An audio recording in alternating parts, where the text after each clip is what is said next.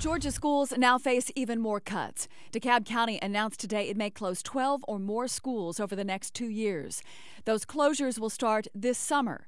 Now, this is to make up for a $115 million budget shortfall.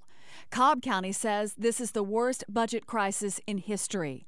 Employees will see pay cuts and furlough days. Schools will see increases in class size. And things could get even worse if the state legislature orders more cuts in next year's budget. I can understand that they need to do their budget cuts, but when you're talking about eliminating good teachers and good schools and good programs where our children will be able to make our future better, I just can't fathom their thoughts. With things looking so bad for schools across the state, we wanted to know what lawmakers plan to do to help fix this potential disaster. CBS Atlanta Steve Couge asked senators the tough questions today and how they're going to ensure students' quality of education. Stephanie, senators I talk with are virtually split about what to do for the schools. Lawmakers say the money for education is all but gone, although they do admit there are still some options left on the table. With Georgia schools facing record budget shortfalls, we had tough questions for state lawmakers. We asked them what they're going to do about it.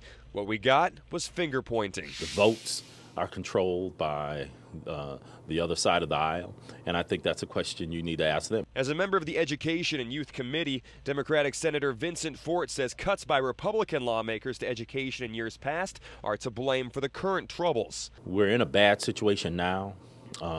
Because we didn't do the things we should have done. Fort's Republican counterpart of the Education Committee says Democratic lawmakers' solution to increase taxes is just not a good option. He says there are other fixes to consider first. Do you think the Senate or the legislature would consider freeing up some money to help out school districts like Cobb County? Well, there are 181 school systems in the state of Georgia.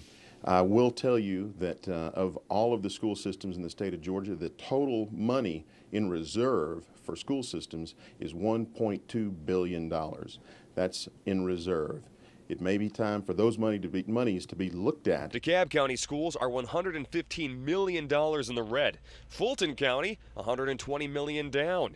And most recently, Cobb County with at least $100 million in the hole. And all of those shortfalls could go up even higher.